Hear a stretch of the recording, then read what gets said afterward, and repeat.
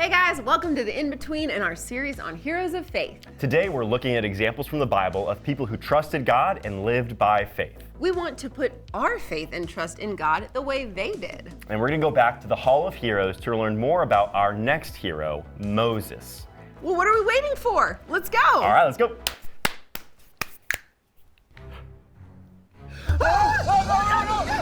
the thing! Oh my gosh! Was that a dinosaur? It was real. Okay, you are not allowed to do the handshake again. Don't let me. Oh my gosh. I'm so sorry. Well, We're fine. We're here. Hey, we're okay. We're okay. And Look, not only are we at the Hall of Heroes, but there are new exhibits everywhere. they're awesome. Oh my gosh, let's go look over there. I need to walk this off. Okay, let's okay. go. Wow. Woo! Okay, wow. What is all of this? Wow. Okay. Interesting. Oh, man. Oh, Jeff, there's that soup restaurant, Super Soups. I do not think they will be in business for very long. Really? I don't know. I kind of thought they were, a little bit inventive, creative. They might be getting better. That soup we ate last time was disgusting. Yeah, it was a soft opening. Maybe they're going to get their act together. Well, you never know. Okay, listen, I'm game to try it again. Let's do it. Okay. Yeah. Hey, let's go to the Hall of Heroes. I think it's right Oh, down you're there. right. You're right. I'm sorry. Well, here we are, the Hall of Heroes. This entire wing of the museum has been dedicated to heroes of faith. Yeah, and we've learned about Abel, Noah, and Abraham and Joseph so far. There are so many more. Now remember, faith is having complete trust or confidence in something or someone. In the Bible, Hebrews 11:1 defines faith as confidence in what we hope for and assurance about what we do not see. In other words, faith is believing that God is who he says he is and that he's able to do what he says he will do in his word. Having confidence in God enables us to live lives of faith. Today, we're learning about Moses. Yeah, Moses is a big one. There is so much we can learn from his life about having faith and trust in God. Yeah, absolutely. And it looks like there's several paintings about Moses. Yeah, so let's start here. Okay, this is a really cool story because it starts with the faith of Moses' mother, not Moses himself. Jeff, why don't you bring them up to speed on the story so far? That sounds great, yeah. Now remember, we learned in the story about Joseph in our last episode that the Israelites had all moved from the land of Canaan to Egypt because of the severe famine. They lived there for many years, and their family grew and grew and grew. Sometime later, the Pharaoh who had been in charge when Joseph was alive died, and the new Pharaoh came to power. This new Pharaoh didn't like that the Israelites had become so numerous.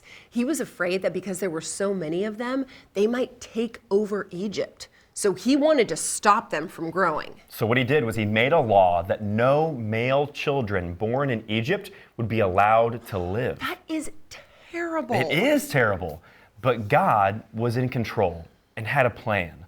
This is where Moses' mother comes into the story. Moses' mother gave birth to a son, and instead of following the order of the Pharaoh to not let the baby live, she hid him. Now, this would have taken so much courage to go against the order of Pharaoh, who was the king over Egypt. But she showed great faith that God was in control and saved the life of her son. After 3 months, Moses was too big to hide any longer, and his mother realized something would have to be done. So she did something remarkable. Yeah, she made a basket for him and coated it with tar and pitch. She placed Moses in the basket and set it among the reeds in the Nile River. Now, it's likely that she was hoping for an Egyptian woman who might have come to bathe in this part of the river, that this person would find him and maybe adopt him. And get this, that's exactly what happened. But not just any Egyptian woman. It was Pharaoh's own daughter. Yeah, she had come to bathe and saw the basket in the reeds. When she drew him out of the water, she saw that he was an Israelite baby boy. She surely would have known of her father's plan to not let any of the male Israelite babies live, but she defied that anyway, and she adopted him as her own. Now, can you see God working in all the details of this story? Not only did Pharaoh's daughter adopt Moses as her own, But also, she ended up hiring Moses' real mother to nurse him, to feed him, until he no longer needed breast milk and could eat solid food. Because of her great faith, she saved her son. She wasn't afraid of the consequences, but did what was right, and God used that in his greater purpose and plan. Eventually, Moses would grow to show this same kind of faith. But I think it's important for us to point out how remarkable it is that he would come to have faith in God at all. What do you mean, Claire? Well, think about it. Why would he trust God or have faith in God? How would he even know God? Yeah, you're right. That's a good point, because the Egyptians did not worship God. They worshiped idols. Yeah, he was raised in the palace as Pharaoh's grandson. He had every comfort and privilege that went along with being Egyptian royalty. Yeah, but instead of being content to live like the Egyptians, he realized the Israelites were his people. He saw how terribly they were being treated by the Egyptians and tried to stand up for them. You see, not only had the Pharaoh tried to keep the Israelite people from growing in number by not letting the baby boys live, but he also enslaved and forced them to do really hard labor building up his city. One day, Moses saw an Egyptian beating an Israelite slave. Moses was angry and tried to defend his fellow Israelite and ended up killing the Egyptian. When Pharaoh found out, he tried to have Moses killed. So Moses fled to Midian, which was far from Egypt. And he lived there for many years until God called him to return to Egypt. And this is where we see Moses' faith begin to grow. Honestly, guys, we could spend so much time learning about the development of Moses' faith. Absolutely. God was clearly directing the steps of his life, and his encounter with God in Midian was a huge turning point for Moses. You guys might be familiar with the story of God appearing to Moses in a burning bush. Well, we don't have time to get into this now, but God appeared to Moses in a miraculous and mysterious way through a bush that was burning, but not being consumed by the flames.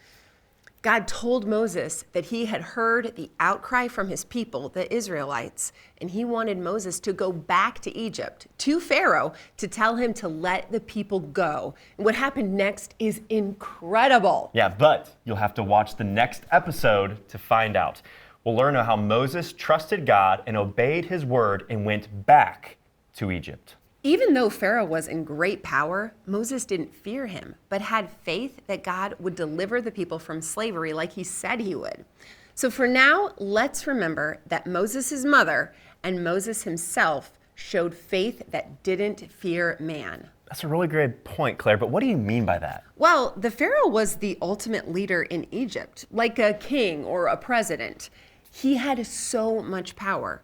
Moses' mother should have been scared or intimidated enough by his power to do as he commanded. Same with Moses. But instead, they knew that God was ultimately in control. He has more power than Pharaoh or anyone. Yeah, Pharaoh was a bad guy. He tried to kill a lot of Israelites and enslaved them. And even though his orders were bad, a lot of people followed them because he was in control. Thankfully, we don't live under an evil ruler like Pharaoh, but there will likely be times in your life that you'll need to show faith and obedience to God instead of going along with someone or something you know to be wrong. Check out this example of how to show faith that doesn't fear man, but instead trusts God. Oh yeah, that's awesome. I love that. That's a very cool idea for a handshake. Nice one, Iron Man. Thanks, man. Hey, what are you guys up to? We can't tell you. It's a secret. Yeah, we're in a secret club with secret rules and stuff, and you can't be in it. Why? Why can't I be in your club? I thought we were all friends. Well, because you're a girl and no girls allowed. Sorry, that's the rule.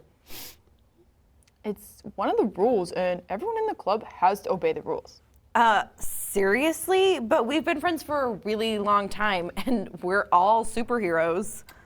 Sorry, Captain Marvel. Rules are rules, and they can't be broken. You can't be in our club. Guys, that's a silly rule. Who made that up? Captain Marvel is my friend, and I want her to be in the club. But we said no girls in the club. Well, I don't know who said that, but that's a silly rule. If you're not going to let her be in the club, then I don't want to be in it either. Whoa, you'd do that for me, Spidey? Of course. Captain Marvel, you're my friend. I want to be in a club with you. That's a bad rule, and I'm not going to follow it. Okay, I guess you're right. It was kind of a silly rule. Captain Marvel, you can be in the club. Here, we'll show you the cool handshake that we're coming up with. Awesome! What a great example of doing what's right and not being afraid of what people think. For sure. It wasn't nice to exclude Captain Marvel just for being a girl. That was a bad rule. And Spider-Man did the right thing by going against the rule. Let's not be followers of people, but followers of God. All right, Super Soups. How are we here again? Why do I let you talk me into this stuff? Well, it is the only food option here. Let's see what the special Let's is, see what Jeff. happens. All right.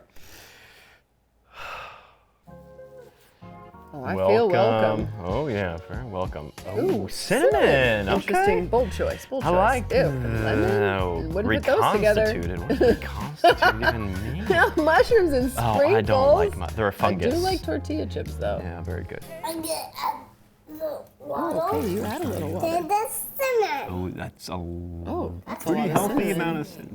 That's good. That's You probably can okay. stop That's there. fine. That's fine. That's fine. Okay, you're good. Chunky. Whoa. Ew. Wait, what did you just put in? Chunky potatoes. Chunky potato smells soup? It smells And the good. sprinkles. Okay. Oh, okay, Why? let's add a little color. You're supposed to do that. You're supposed to add color. You're Oh, supposed to do that. that's. Come Oh, she's excited about those. Oh, and the mushrooms. on. No, please, have mercy on us. Have It's mercy like- on me. I feel Don't like do this she's to us. really excited to be doing this. A little too much. I think we're done with the cinnamon. No more So we cinnamon don't needed. need Oh, more. she's. Oh, More cinnamon. Oh my cinnamon. Oh, and lemon. No, she's wow, her struggling face. to She get was that. really. Boy, child, please. Oh, it's like a water fountain lemon in there. Oh. okay. That is half of the bottle. That's enough. There's gonna be a cinnamon Boy's shortage even after telling her this to soup is stop. made. Oh, not done yet. Cinnamon. My. Okay. Okay. I hope they have a manager. Do they have a manager? I don't think they appear do. to be. It At least she's thorough about her story. smells kind of like chocolate cinnamon. Oh, okay. Well, that Enjoy your soup. I'm gonna try. Oh gosh. Okay, Claire. Yeah, This I is don't know about that. a special. Are we really doing this? How hungry are you? Not very anymore. We should do this. It's the right thing. You saw how hard they worked. She was super excited about that cinnamon. Honor them. Honor Okay. them. Oh, this is like a potato piece. And it.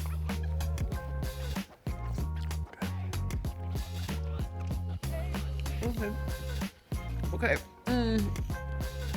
The tortilla chip is soggy and really competing with the cinnamon Just gonna go for it. and the lemon. Oh, okay. You know, it was more edible than that tomato one.